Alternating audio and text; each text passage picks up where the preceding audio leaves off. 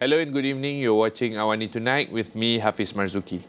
The suspect involved in the shooting at KLIA Terminal 1 has been arrested. 38-year-old Hafizul Hawari was apprehended in Kota Baru, Kelantan around 3 p.m. today. Inspector General of Police Tan Sri Razauddin Hussein confirmed an arrest has been made. Hafizul had opened fire at the arrival hall of KLIA 1 on Sunday morning. He had intended to shoot his wife, travel agency owner Farah Mat Isa, who was at the airport to receive a group returning from Umrah. Hafizul fired 2 shots, one of which had hit Farah's bodyguard in the stomach. He then escaped to his car, parked at Block C of the airport car park. The case is now being investigated for attempted murder under Section 307 of the Penal Code and possession of weapons under Section 8 of the Arms Act 1960. Meanwhile, Selangor Police Chief Datuk Hussein Omar Han says security at the airport will be tightened following Sunday's shooting. He says several measures are being taken to improve the efficiency of police personnel, including the use of electric scooters. Hussein said the state government had already approved a budget for the purchase of the electric scooters earlier this year. He added that this would soon enable the authorities to patrol a wider area in a short time. The police would also suggest installing scanners at the airport to tighten control and prevent entry of people carrying prohibited items such as firecrackers and firearms. Other recommendations include closing the corridors near the gates of the arrival and departure halls. Former Health Minister Khairi Jamaluddin's defamation suit against UMNO Supreme Council member Dato' Lokman Nur Adam over COVID-19 vaccine has been settled without a trial. Lawyer Abdul Rashid Ismail, who represented Khairi, says Lokman had agreed to issue a public apology on Facebook and YouTube, as well as pay an undisclosed sum as compensation. The court had earlier set 3 days starting today for the hearing of the case. Lokman Nur's lawyer, Logan Iskandar, told reporters that the apology will be published within 30 days. On January 25, 2022, Khairi alleged that Lokman Nur had defamed him through 2 videos and photos uploaded on Lokman Nur's Facebook page and made statements through 2 live broadcasts on the page and on YouTube on January 10th the same year. Khairi said the defamatory statements included an allegation that he had acted recklessly and irresponsibly in procuring COVID-19 vaccines for the government's immunization programs, as well as allegations relating to his COVID-19 vaccination status. Khairi claimed that the publication had caused serious damage to his reputation and integrity and had also diminished the public's confidence in him, either in his personal or professional capacity. The Selangor Water Management Board, or LUAS, has advised those holding Hari Raya open houses to avoid dumping their household waste into rivers. This is to avoid pollution and water supply disruptions during this festive season. Residents have been urged to dispose of their leftover food and garbage in proper landfills. They were also reminded not to pour cooking oil down the sink or drain, but to take it to a recycling centre. April 15 marks the recognition of Malacca as a UNESCO World Heritage Site, a title that has attracted millions of tourists since it was first awarded in 2008. In fact, the former port linking the East and West recorded more than 3 million visitors in the first quarter of 2024 alone. Dr. Tan Po Ling from Xiamen University discusses how this influx of tourists could affect heritage conservation efforts.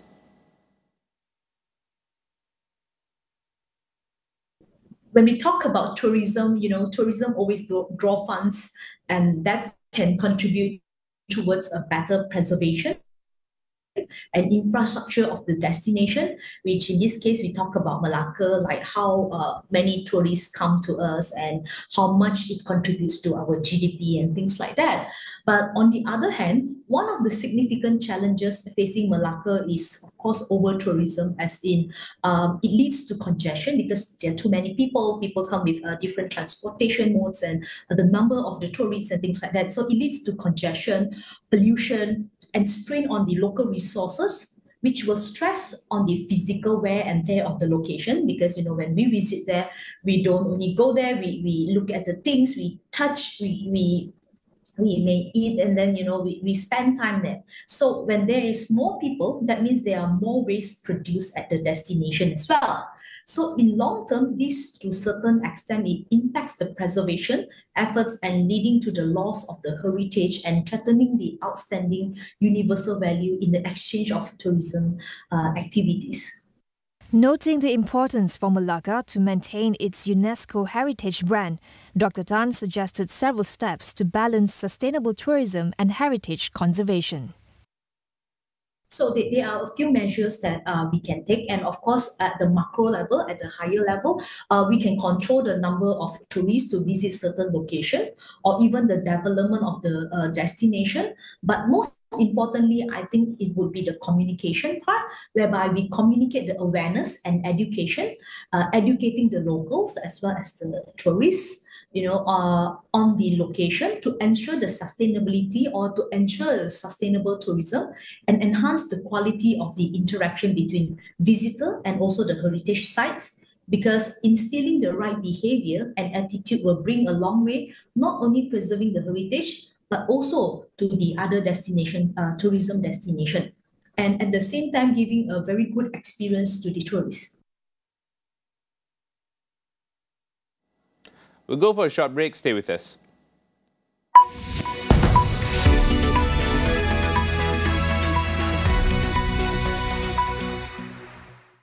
Feel good to be back. Kita hidup bermasyarakat ni kena saling bantu-membantu. Saya tidak akan menghapuskan masyarakat kita. Sahabat-sahabat mesti diutamakan. Tak puasa maknanya 6 jahanam. Kena saya lagi. Ya. Multiverse 19 puasa Playboys of Plastik Hitam. Sewa dan stream on demand atau sila ke saluran 480. Sertai sesi teh tarik bersama Astro Rewards. Terokai Astro Fiber. Menangi hadiah eksklusif di lokasi berikut dan jadi di antara 100 yang pertama untuk menebus hidangan kencang istimewa. Masa anugerah terindah. Jumpa di sana.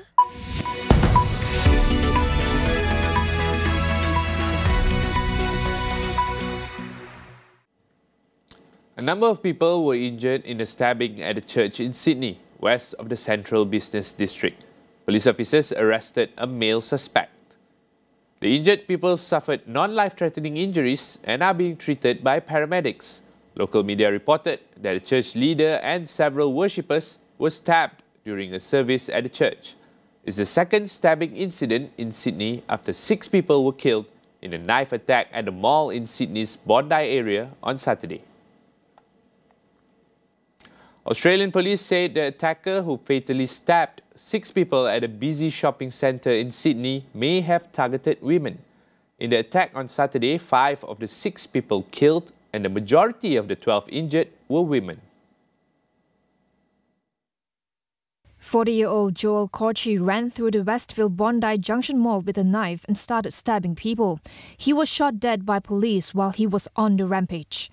New South Wales Police Commissioner Karen Webb told Australia's ABC News that it was obvious Corchi focused on women. The only man killed in the attack was security guard Faraz Tahir, who tried to intervene. Police said Corchi had mental health issues in the past and there was no indication ideology was a motive. His father, Andrew Corchi, told reporters that his son had battled with mental illness and recently come off his medication. Violent crimes such as the stabbing incident are rare in Australia, which has some of the world's toughest gun and knife laws. World leaders are scrambling to keep conflict in the Middle East from spiraling out of control after Iran launched its first direct attack on Israel. The US, France, Britain and Arab nations have urged Israel not to respond to Iran's attack. President Joe Biden has also ruled out the US joining any response to Tehran's attack and suggested Israel to take the win and avoid escalation. The Biden administration, seeking to avert a regional conflict, has urged Israel to be cautious in its response, stressing that the attack had left limited damage. Iran launched hundreds of drones and missiles at Israel on the night of April 13th in response to an alleged Israeli attack on the Iranian consulate in Damascus on April 1st. Thanks to Israeli, US and other air defense support, 99% of the more than 300 drones and missiles launched by Tehran were intercepted. French President Emmanuel Macron urged Israel to seek to isolate Iran rather than escalate the situation. British Foreign Secretary David Cameron also urged Israel not to retaliate. US Secretary of State Antony Blinken and Defense Secretary Lloyd Austin also spoke to their counterparts, including in Saudi Arabia, Turkey, Egypt and Jordan, stressing the need to avoid escalation and the importance of a coordinated diplomatic response. Donald Trump is set to become the first former US president to face a criminal trial when jury selection begins in Manhattan, New York today. The trial is related to hush money allegedly paid to adult film actress Stormy Daniels in the run-up to Trump's victory in the 2016 presidential election. This is the first of 4 ongoing criminal cases that are expected to head to trial for Trump, who is set for an election rematch with incumbent President Joe Biden in November. Trump is charged with 34 counts of falsifying business records to cover up a $130,000 payment to Daniels that he arranged through his former lawyer Michael Cohen. Daniels said the money was given to keep quiet about an affair she had with Trump in 2006. The process of selecting a jury in New York could take several days, while the trial is expected to last 6 to 8 weeks. The 3 other criminal cases stem from Trump's efforts to overturn his 2020 election loss to Biden and his handling of sensitive government documents after leaving the presidency in 2021. Trump has pleaded not guilty to all charges.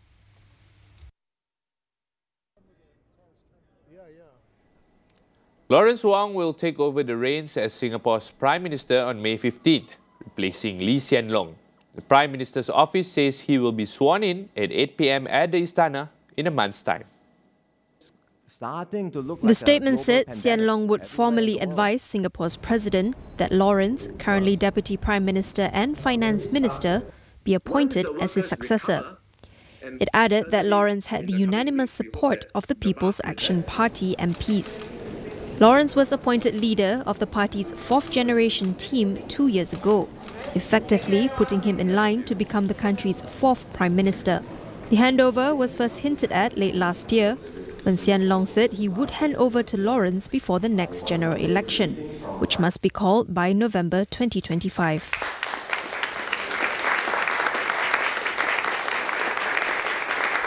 My fellow Singaporeans, when I was invited to enter politics in 2011, I agreed because I wanted to contribute to the Singapore story. I did not expect then to be asked to serve as the next Prime Minister of Singapore. I accept this responsibility with humility and a deep sense of duty. I pledge to give my all in this undertaking. Every ounce of my energy shall be devoted to the service of our country and our people. Your dreams will inspire my actions. Your concerns will guide my decisions. I ask each of you to join me in this journey. Share your ideas, share your passions and dreams. Work with me and my team. Together, we can build a future that shines brightly for all Singaporeans. Now that wraps up AWANI Tonight. I'm Hafiz Marzukhi. Thanks for watching and good night.